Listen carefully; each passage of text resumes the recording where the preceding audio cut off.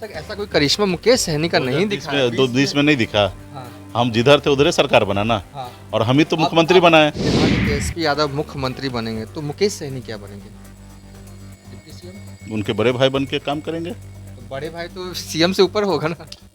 जब भी हम लोग चुनाव के लिए एकदम तैयारी है कि जल्दी से जल्दी चुनाव हो ताकि बिहार में परिवर्तन हो हाँ, जाए। आपने अच्छा लगता है कि, और निश्चित तौर पे इससे ये भी अंदाज़ा मिलता है कि सामने वाला कमज़ोर है, उनको मेरी फिक्र है, मेरी ज़रूरत है।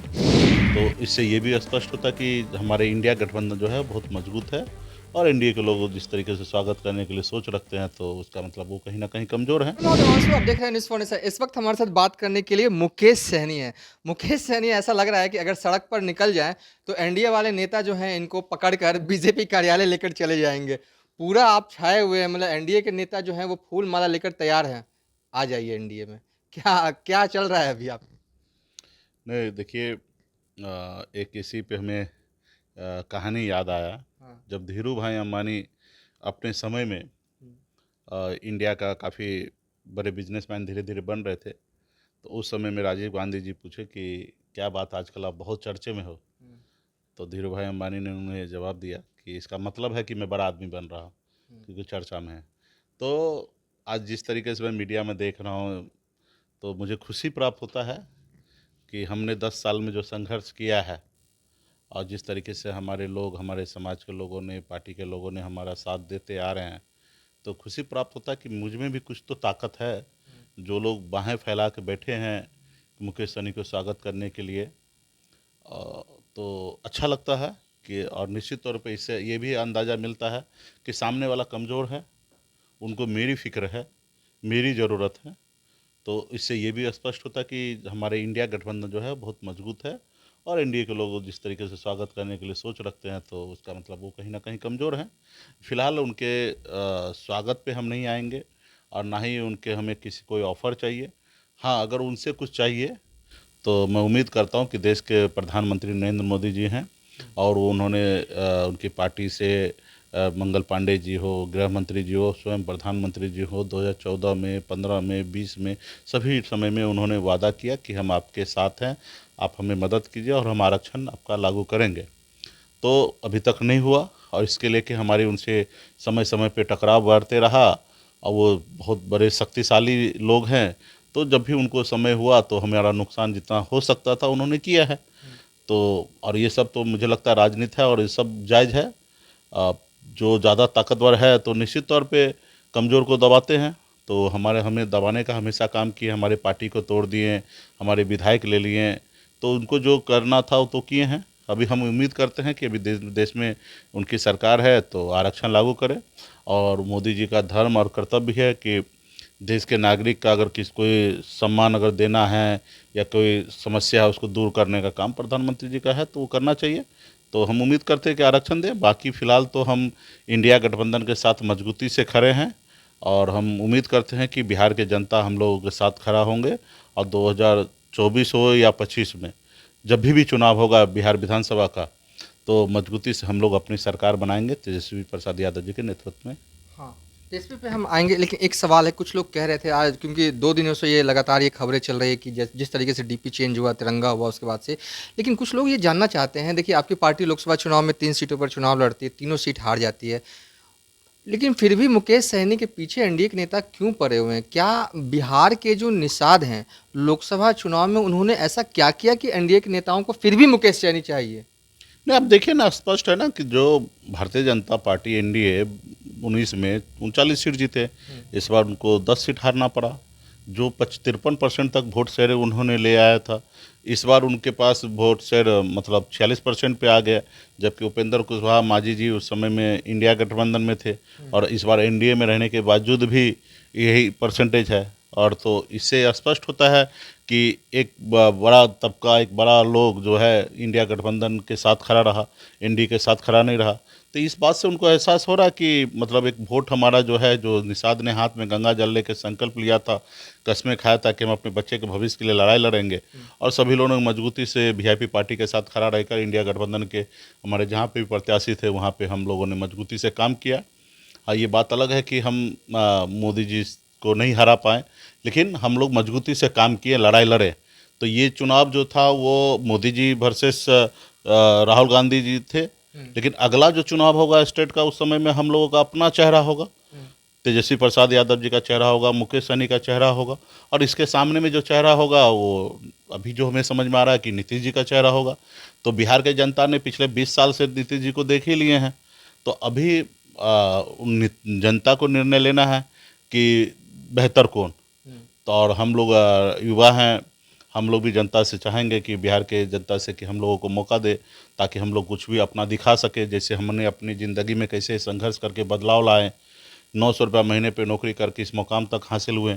जैसे मैं अपने लिए, अपने परिवार के लिए, अपने समाज के लिए बदलाव के लिए संघर्ष कर रहा हूँ, उसी तरीके से जब मौका मिलेगा तो बिहार राज्य के लिए संघर्ष करेंगे, लड़ाई लड़ेंगे, बदलाव लाएंगे। और मुझे लगता है कि मैं टेस्टेड है, जब मैं अपनी ज़िंदगी में बदलाव ला सकता तो और लोगों के लिए भी बदलाव ला सकता हूँ। एक अहम सवाल है, देखिए हर पार्टी जो है वो चुनाव के बाद समीक्षा करती है। आप ने भी समीक्षा किया होगा, कहाँ कितना वोट आपको मिला। तो अगर 100 वोटर्स हैं निषाद समाज के जिन्होंने वोट किया इस बिहार से खासकर, तो आपका कैलकुलेशन मोटे तौर पर मैं पूछ रहा हूँ, अगर जवाब देना चाहें तो, कि 100 वोटर्स में जिन्होंने वोट दिया है, कितने निषाद समाज ने आपको वोट दिया? 50, 40, 70, 60? क्या कैलकुलेशन मोटे तौर पर रहा अब तक?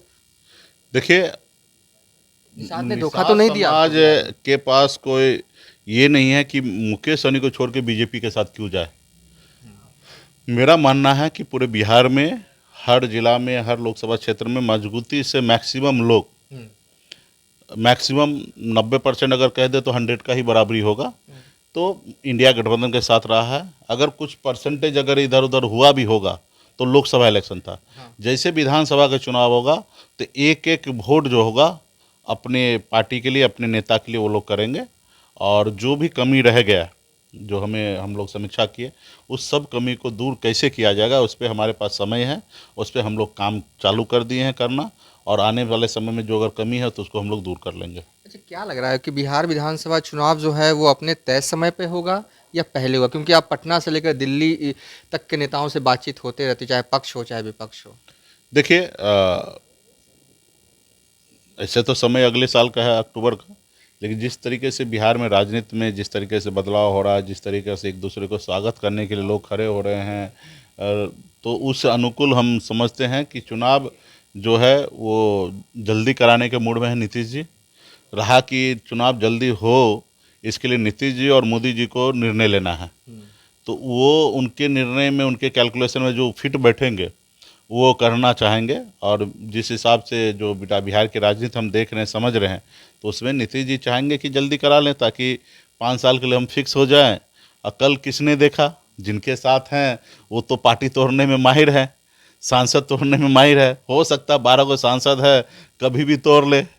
तो ऐसे जगह पे तो नीतीश जी जो सोच रहे हैं वो सही सोच रहे हैं कि जल्दी चुनाव कर ले। कल किसने देखा है। अगर जल्दी चुनाव होता है, ठीक है, तो फिर ऐसे में तो आप कह रहे हैं कि महागठबंधन को भी तो नुकसान हो सकता है नहीं, ना? बिल्कुल ही नहीं नुकसान होगा। क्यों नुकसान आप होगा? लोग की तैयारी पूरी नहीं अरे हुई। हमारी तैयारी में है भाई। अभी तो हम चुनाव लड़े हैं, थोड़ी दिन पहले ही लोकसभा लड़े हैं, 251 रैली तो करवे किए हैं। तो हम एनी टाइम रेडी हैं। जो लोग ऐसे थोड़े कि सो गए हैं और उसका समय है कि अगले साल अक्टूबर में उठेंगे। अब सोना भी होता तो रात को 9 बजे सोते, सुबह जल्दी उठ जाते हैं। तो सारे लोग एक्टिव है और मजबूती से जब भी हम लोग चुनाव के लिए एकदम तैयारी है कि जल्दी से जल्दी चुनाव हो, ताकि बिहार में परिवर्तन हो हाँ, जाए। आपने 251 का जिक्र किया तो एक सवाल और आ गया मेरे जहन में। तेजस्वी यादव ने 251 रैली की, आपने 248 रैलियाँ की, ठीक है। और उनके पैर में इंजरी हो गई, आपके पैर में इंजरी हुई, तो कुछ हेल्थ टिप्स उनको भी दिया कीजिए कि मछली का कमाल है कि आप बिल्कुल स्वस्थ रहे। नहीं, ठीक है। अब सभी देखिए, समय था संघर्ष करने का, सभी लोगों ने, हम लोग संघर्ष किए हैं और आने वाले समय में ऐसे संघर्ष करते रहेंगे, एक दूसरे को साथ देते रहेंगे। हाँ, लेकिन तेजस्वी आपको क्या लगता है कि अगर चुनाव में सीएम बन पाएंगे? क्योंकि एनडीए के नेता कह रहे हैं कि उनके नसीब में नहीं है एनडीए सीएम तो बनना। यही कहेंगे ना, एनडीए थोड़े कहेंगे कि सरकार उनको सीएम बनाएंगे। और जब मुकेश सहनी रहे तो सरकार जिधर रहेंगे उधर सरकार बनेगा। हाँ, हाँ, लेकिन अब तक ऐसा कोई करिश्मा मुकेश सहनी का नहीं 2020 दिखा में, है। 2020 में नहीं दिखा। हाँ, हम जिधर थे उधर ही सरकार बना ना। हाँ। और हम ही तो आप- मुख्यमंत्री आप बनाए। फिर तो कहिएगा आप हटे तो सरकार भी गिर गई। हम ही तो मुख्यमंत्री बनाए ना नीतीश कुमार जी को। अगर हम समर्थन नहीं देते, हम अगर 4 को विधायक लेकर अगर जैसे बाकी लोग करते आ रहे हैं वैसा हम करते तो शायद उस समय सरकार नहीं बनता। तो सरकार तो हम ही बनाए ना। तो हमारे में वो ताकत है तब ना बनाया है। और हमको कोई मेहरबानी करके कोई मंत्री बनाया है, अपने दम पे बने, विधायक बनाए। तो हमारा संघर्ष जारी है और देखने के लिए मिल जाएगा इस बार 2025 का या 24 में जो भी चुनाव होगा बिहार विधानसभा का, उसमें आपको दिखेगा। 2020 में चिराग थे जो कि मुसीबत बन के उभरे थे नीतीश के लिए। क्या लगता है कि 2000 जो अगला चुनाव होगा 2025 में जो निर्धारित है, प्रशांत किशोर क्या कर पाएंगे? मुसीबत बन के वो उभरेंगे, वो भी खास करके एनडीए के लिए। 10 भी मुसीबत वोट आपके अगर लिए भी हो सकता नहीं, है। हमारे लिए क्यों होंगे? नहीं, 10 उन्हीं वोट, के वोट बैंक पे हमला है। 10 वोट भी अगर वो लाएंगे हाँ तो 10 वोट में से 7 वोट जो होंगे हाँ। वो एनडीए का होगा, 2 वोट हमारी होंगे और 1 होगा न्यूट्रल। जो हर चुनाव में 85% आमने सामने गिरता, 15% जो अलग होता, चाहे निर्दलीय के नाम पे हो या नोटा पे हो, तो उसमें से 1 वोट वो होंगे, 7 वोट उनके होंगे और 2 वोट हमारे होंगे। तो हमारे 2 उनके साथ, तो नुकसान तो 5 वोट का अधिक उनका होगा। और सब स्वतंत्र हैं, सबको राजनीति करने का, सभी को पार्टी बनाने का, सभी को बिहार के बारे में सोचने का, सब स्वतंत्र है और वो सोचेंगे और तो हमें कोई एतराज़ नहीं है, उनको भी अपना आजमाना चाहिए। लेकिन ऐसे ऐसे मुद्दे उठा रहे हैं, कह रहे हैं कि 15 मिनट में शराबबंदी हटा देंगे, जन स्वराज की सरकार बनेगी। तो मतलब इतना अटैकिंग बयान। ठीक है, बोल रहे हैं, हाँ बोलने के लिए तो बहुत कुछ लोग बहुत बोल देंगे। हाँ अब उसका क्या सैर पर है, ठीक है, और समय आएगा बोलने का तो हम लोग भी बोलेंगे, नहीं, ठीक है। आप भी कुछ बोल दीजिए कि हमारी सरकार बनेगी, कुछ ऐसा कोई नहीं नहीं, दिल क्यों, में देखिए जो ख्वाहिश हो। सही है वही बोलेंगे ना। हाँ। और प्रशांत जी कुछ चीज़ में कलाकारी तो उनमें है, उसमें कोई कहना नहीं पड़ेगा। जो पॉलिटिकल पार्टी हारने वाला है, जनता के बीच में कभी काम नहीं किया, वो पार्टी को जिता देते हैं पैसे के दम पर, झूठे नारा के दम पर। तो उनके पास तो कुछ तो स्पेशल कला है, जो मोदी जी को भी सत्ता में ले आए, इससे पहले नीतीश जी को ले आए, या अदर स्टेट में बहुत सारे ऐसे पॉलिटिकल पार्टी के लिए काम किए। और वही पॉलिटिकल पार्टी बाजार के लोगों के ऊपर भरोसा करता है। जो पॉलिटिकल पार्टी अपने लिए कुछ बेहतर काम नहीं किया हो जनता के लिए, उसको डर होता है कि हम सत्ता से बाहर चले जाएंगे तो ऐसे जगह पे हम वोट खरीद ले या कुछ बाजार में ऐसा कुछ काम कर दे जिससे हमको जीत हासिल हो जाए। तो प्रशांत किशोर जी में तो ये तो क्वालिटी है ना, झूठ को सच बना देना, सच को झूठ बना देना, ठीक है। तो वो देखे कि जब हम दूसरे के लिए सच को झूठ बना देते हैं और झूठ को सच बना दे रहे हैं, तो हम अपने लिए देखते हैं ट्राई करके। तो इस बार वो अपने लिए ट्राई कर रहे हैं, ठीक है। तो बिहार के जनता को अभी निर्णय लेना है। कल जब 2015 का चुनाव का समय था तो नीतीश जी उनके लिए बहुत ही अच्छे थे। बिहार में बाहर हो नीतीश कुमार हो, उन्हीं का ठीक लिखा है, हुआ है। लालू जी को बहुत ही महान नेता बोलते थे। और आज उन्हीं प्रशांत किशोर लालू जी को गलत बोल रहे हैं, नीतीश जी को गलत बोल रहे हैं। अरे भैया, अगर आज नीतीश जी गलत हुए हैं और लालू जी गलत है तो 2015 में क्या थे, ठीक है ना। 2014 में मोदी जी उनके लिए बहुत अच्छे थे और आज गलत हो गए, ठीक है। तो अभी वो इसमें कलाकारी है, अपना कलाकारी के तहत काम करें।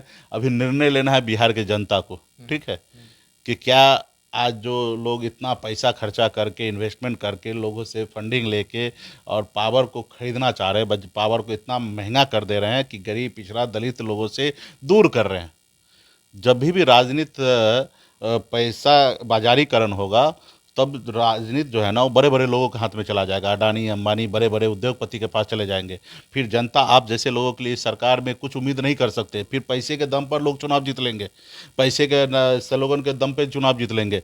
बाबा साहब ने जो सोच रखा था कि नहीं, सरकार का मालिक जो है ना, एक सिंगल व्यक्ति जिसके पास एक वोट है ना, चाहे वो मजदूर का बेटा हो, गरीब का बेटा हो, किसान का बेटा हो, उस वोट का मालिक है। और वो वोट निर्णय लेगा कि सरकार अच्छा काम कर रहे हैं या नहीं कर रहे हैं, तब उनको वोट देकर सरकार बनाएंगे। लेकिन जिस तरीके से बाजारीकरण हो रहा है, 50 करोड़, 100 करोड़, 200 करोड़ में सांसद, विधायक बिक रहा है, तो कहीं ना कहीं जो बाबा साहब का मूल मंत्र, जो संविधान में जो व्यवस्था बनाया था कि गरीब किसान का लोग सुने सरकार, वो कहीं ना कहीं ख़त्म हो जाएगा, ठीक है। तो इसलिए हम लोग आने वाले समय में इस पे भी नज़र रखेंगे। जैसे हम लोगों ने नीतीश जी के साथ, हम मंत्रिमंडल में थे, तो हम लोगों ने जो आपके नगर निकाय का चुनाव होता था तो पहले वार्ड उनको वोट करते थे, उसका खरीद बिक्री होता था, तो हम लोगों ने उनको बंद करके हम लोगों ने डायरेक्ट चुनाव का व्यवस्था किया ताकि जनता डायरेक्ट वोट करे, उसमें कोई खरीद बिक्री नहीं होगा। डायरेक्ट जनता वोट करेंगे तो जनता के ही चुना हुआ प्रतिनिधि होंगे। तो इसी तरीके से आने वाले समय में करेंगे। ये जो बाजारीकरण हो रहा है इसको रोक लगाएंगे। एक आखिरी सवाल है, आपने कहा कि तेजस्वी यादव मुख्यमंत्री बनेंगे, तो मुकेश सहनी क्या बनेंगे? Deputy CM? उनके बड़े भाई बन के काम करेंगे। तो बड़े भाई तो सीएम से ऊपर होगा ना। अब सीएम हो गए, हाँ। उसके अलावा तेजस्वी जी बने या मैं बना उसमें क्या फ़र्क गिरता है। हमारी सरकार होगा और तेजस्वी जी के नेतृत्व में हम सरकार चलाएंगे। अब मेरा जो होगा वो देखा जाएगा, बनेंगे जो भी बनना होगा। ठीक है।